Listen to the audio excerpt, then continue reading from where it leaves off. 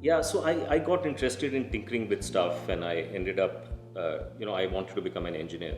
And at that time, I faced the same problem in getting admission into engineering colleges, because most of them followed the same medical standards. And at that time, there were only two engineering schools in India which did not have those medical standards. So in some sense, I had to, getting into engineering was tough at that time, but I had to get into one or both of those schools.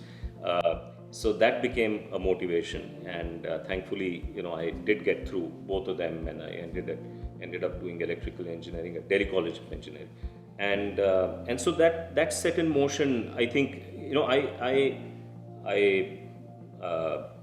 became an engineer. Then, like everybody else, I was supposed to go to the US for my master's, and so 6 months before I was to graduate in my seventh semester, I met with a road accident, and so that put me in the hospital for 7 months, and so I missed the window of going to the US for masters, and I could take a year off and do it the following year, and but I felt that maybe I should, for many reasons. Partly because I hadn't physically fully recovered, partly because I got a lot of emotional support and I felt I needed to heal a little more.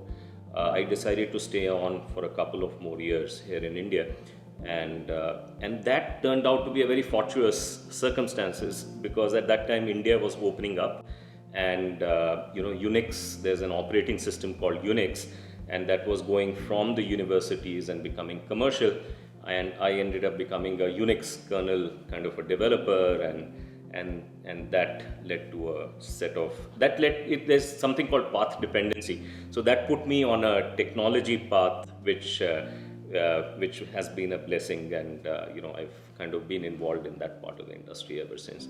So again, as you see the theme, adversity happened. It should have kind of hurt me and pulled me down, but I feel that it lifted me. And it took me 10 years, and in 10 years I knew that I had pulled ahead of my peers, and I used to be very competitive at that time. And this is my connection with Anu as well, because I was in AT&T and setting up their R&D center here, and Anu was a very close partner in her earlier business called Nexus, and so by the time we got to 96, 97, I felt that maybe this wasn't a bad thing after all. I was doing better than my friends and peers from a professional perspective. So that's how it's turned out for me.